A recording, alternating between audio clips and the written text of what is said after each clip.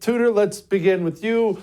I'm a huge partisan. As you, I know you two are shocked by that, but I'm a massive partisan. I don't really pretend otherwise. Seemed pretty nasty and divisive to me, but you tell me what you saw, Tudor. Well, we knew it would be angry because he doesn't speak in tones of joy anymore. It's always angry. It's that squinty look. It's the puckered lips, the pointing finger. That's what we expected to get from Joe Biden. But he also is like a wounded animal. He knows he's in trouble. You could tell that in this speech. He started with Ukraine and was going after everybody. We've got to put this money out there. You're not doing it. He went to January 6th. He immediately got into abortion. By the time he hit 30 minutes, he started to mix words up. He started to say things incorrectly. You could see Kamala Harris' face. It was like, oh gosh, he's melting down. We're losing him. And the anger got worse, and the yelling and the pointing. And then he starts offering up goods. It's like Oprah's favorite things, and you're going to get $400 for your mortgage. Like, thanks. And you're going to get free credit cards, and you are going to get free preschool. And it's like this desperate attempt. I've got to buy your vote. I know I'm so far behind. I know you like the guy who actually made your life better. So I've got to offer you things in hopes that you look, oh, shiny thing. I'll go vote for you, Joe. We saw a desperate attempt to get voters on his side. Kira, I don't disagree with any of that, but one thing I have learned is people like their handouts. People like identity politics. I may dislike it. You may like it. People love, you're a woman, you're oppressed, you're this. And people love government checks, and they love to be told they're special victims. Doesn't this stuff work? I don't know if it's working or not. Let's just keep in mind what the State of the Union speech is. At this point, it's just a campaign speech. And so what we saw was Biden campaigning. I watched this with my 16-year-old daughter tonight, and it helped me to see it in almost a new way because I was explaining things to her as we went along, and she was saying, why are they standing up to applaud this? Or why is the president talking about this right now? And I had the chance to explain, all of this it's easier to watch this if you understand that this is just a campaign speech. And the president doesn't have a really good record to run on. And so he has to run on the things that he thinks people want to hear, and he has to check the boxes. So you had student loans, you had the Middle East, you had minimum wage, you had the PRO Act shoved in there, and all of those other sort of buzzwords, fair share, all those things have to come up. And so to me, it was the speech I exactly expected. But it was obviously all lies. And the only positive things, the only demands he had were simply demands to return us to Trump policies. By the way, I thought it was really interesting that he made the choice not to mention Trump by name tonight, as if it made a single bit of difference. We all know who you're talking about. You know who you're talking about. Trump for sure knows who you're talking about because he was over on True Social posting his responses the whole night. So I don't know that that's a tactic that's going to play at all. If anything, ironically, it makes Trump bigger in our minds because now we're all thinking about him, not just hearing him say the word. Again, with Tudor Dixon and Kira Davis here, we will be carrying the GOP response whenever it pops up. We don't know yet, so you don't have to change the channel on that. Whenever that comes, we'll shut up and we'll toss to the GOP response. Okay, Tudor, one thing I thought was really interesting was the placement of the Ukraine stuff. In these speeches, like in most things, you want to lead with your best or most important issue. These people poll test everything, Tudor. You know how these political monsters work. There's no way they think Ukraine is in the top of any American's mind, not the dirty commie scum and not the normal people. So what does he get from leading with that? Well, you have to remember that this is a party that won and tried to destroy a presidency based on scaring people over Russia. So this is his opportunity to immediately put this scary, bad Russia out there. We have to protect the world from Russia and kind of connect in people's minds. Russia is bad. And remember, we tried to tell you that President Trump was involved with Russia. That was his key there was to try to make you realize that the boogeyman is back. I'm the guy that's going to fight the boogeyman. He's not going to fight the boogeyman. We've got to make sure we keep funding Ukraine. And all of my Republican friends out here are saying we don't want to do that unless we protect our border. Now, I thought that was interesting. Didn't get to the border much. You saw that moment where Marjorie Taylor Greene yelled out Laken Riley's name. A key moment in this speech, because he reaches down and he grabs the button that I believe it says say her name or Biden's border crisis, and he calls her Lincoln Riley. And then he says, yes, Lincoln Riley, I feel bad for her parents, but 1,000 people aren't being killed every day. You couldn't even understand where he was going with this. It was disrespectful. It was worse than not saying it at all, in my opinion. People were saying, will he talk about her? Will he not? He has never talked to her parents. He's never spoken to them or tried to call them. And now he's, in my opinion, disrespected not only them, but Laken's memory. Yeah, I don't disagree. It got uncomfortable when he said her name wrong. It was terrible. Kira, the shouting. The Tudor talked about it in the beginning. Honestly, I took it because I assume he's on a gigantic cocktail of meds that would kill Keith Richards to get him through a speech like that at this time of night. I took it as just honestly too many amphetamines. That's how I took it. I get that way when I have too much coffee and haven't slept and I snap at my wife. You know, your body's going crazy. But sometimes angry lands well. Do you think his angry landed well?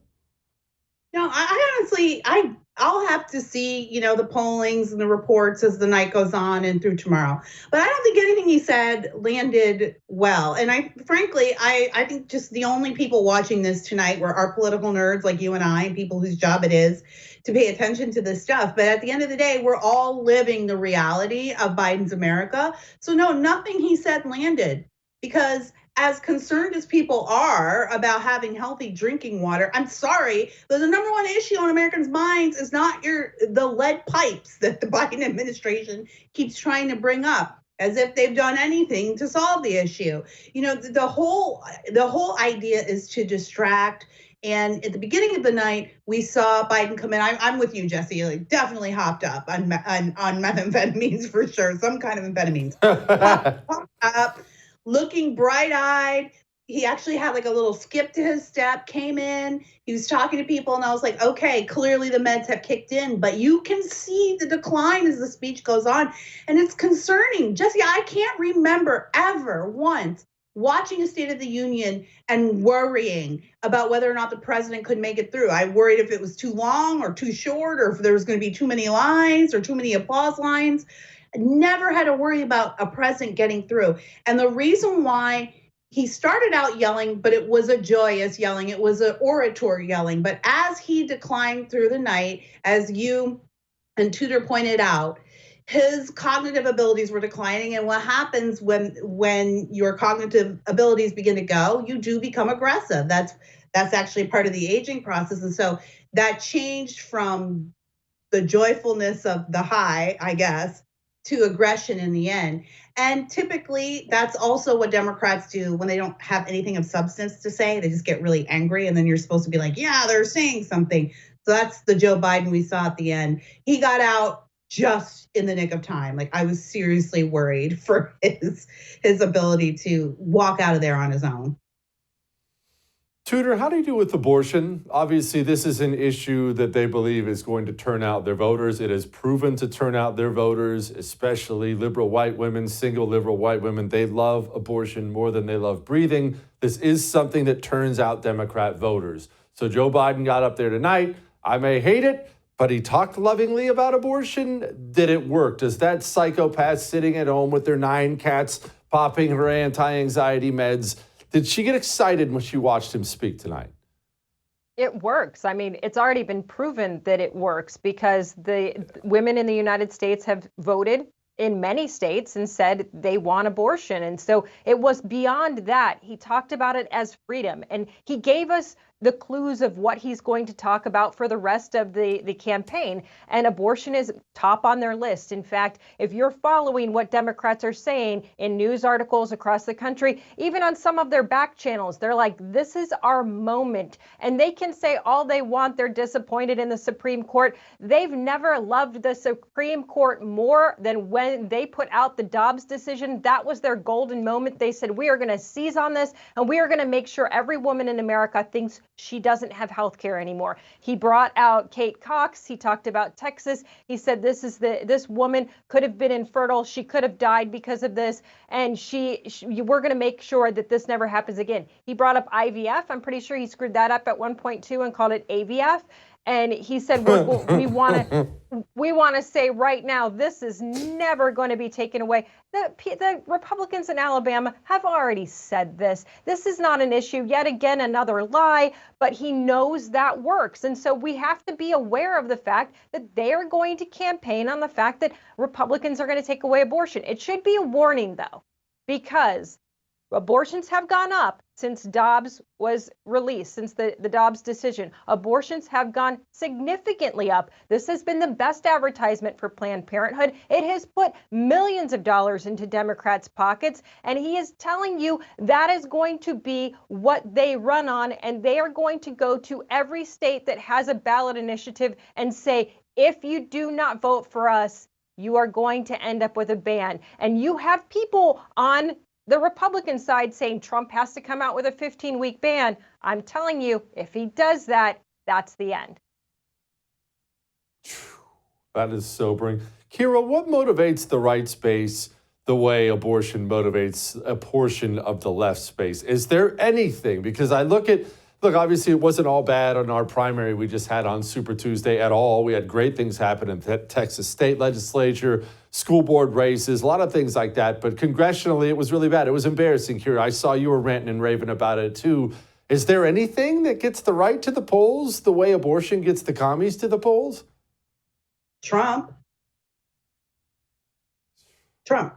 I mean, yeah, there's no, as far as an issue, I think when it comes, we all know that the Democrat base walks in lockstep. There's not a whole lot of curiosity over there. So it really is a headline culture, for lack of a better term, over on the left. So yeah, they can easily motivate their base just through feelings and emotions. And conservative and Republican voters, to an extent, are a little bit pickier. And we're also just not as passionate, because that's not in the nature of a conservative, really. I mean, we want to go and go to work and earn our paychecks and come home and support our families and spend time with our families. That's exciting for us. And so, yeah, we don't necessarily have our passions as stirred as the left. And that's also because the right doesn't demonize half the country the way that the left does.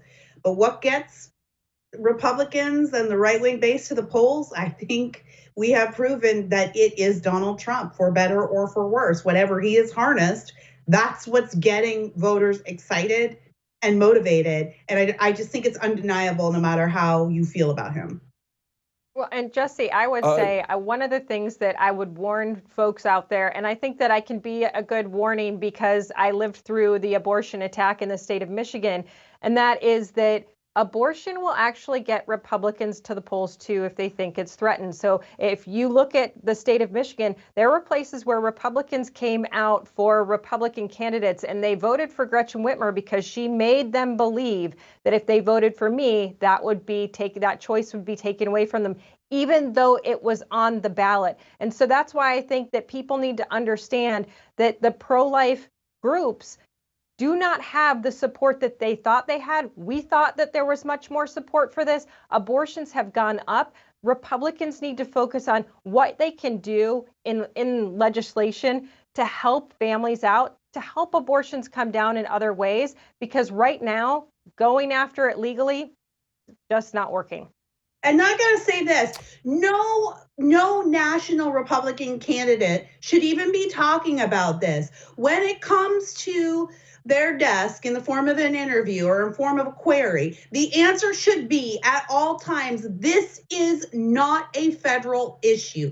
This is an issue that belongs in your state. And that's how President Trump should answer this question every time. Tudor is absolutely right. Abortion's going to be an issue and Republicans need to prepare for that.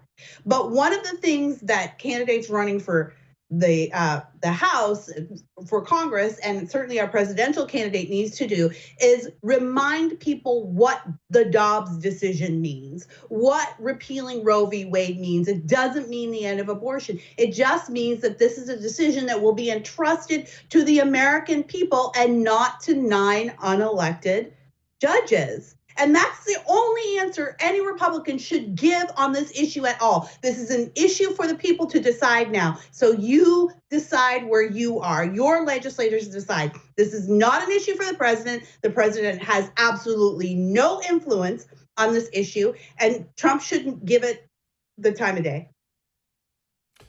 Tudor, you heard Joe Biden's speech there.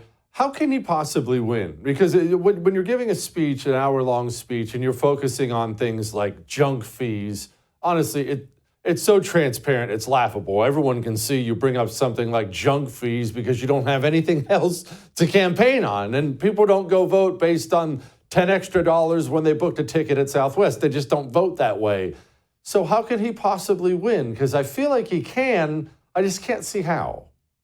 Because Kira made a great point earlier. The majority of the country is not watching this. They're not watching politics until the very last minute. And they're going out there just hearing what they see on, or just after hearing what they've heard on TikTok, what they've heard on social media. They're just getting the feed that is from the things they like. So they're hearing great things from their candidate. And Joe Biden won't go out there. He won't debate. He won't be out there on the world stage, on the national stage. He can't be. He can't function. And so they won't listen to him. And they'll hear the pundits on MSNBC and CNN saying, what an amazing, energetic guy. He's got a historic presidency. He's done amazing things. He's a man of the people. The UAW endorsed him, even though they then came out and said their members won't vote for him. They won't hear that stuff. They will only hear what is pumped into their cell phones, which will come through the form of TikTok. It will come through the form of streaming. It will be phenomenal advertisements. I'll tell you, my daughter, who is 14,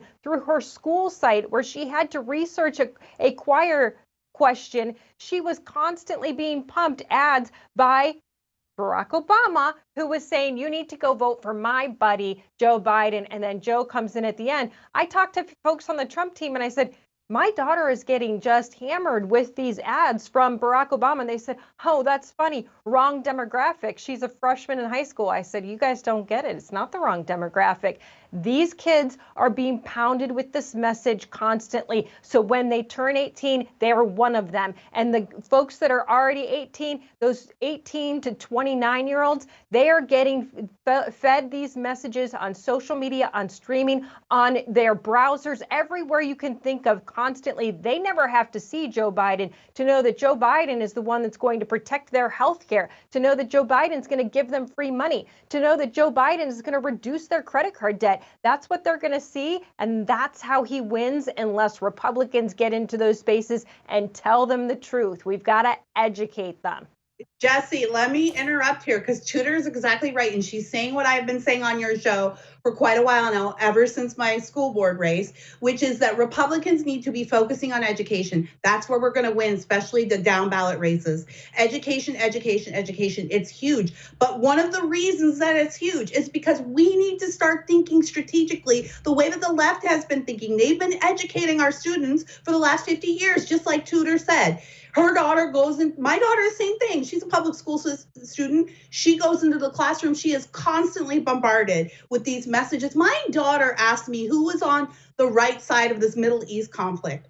And I said, well, we're on Israel's side. We support Israel's right to defend themselves. And she was like, are you sure? Because that's not what everyone at school says. And that's not what everyone on TikTok says. She couldn't believe it. She had literally not heard a single competing view on that issue. That's what they're up against. We can't win future voters if we're not willing to educate them in the classroom. How dare somebody be so flippant about a teenager getting these constant messages? That teenager's going to vote someday.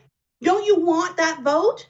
We need to be educating our voters now so that when the time comes, they will vote in a way that is more amenable to the American success story. The Democrats have been doing it for years and they've not.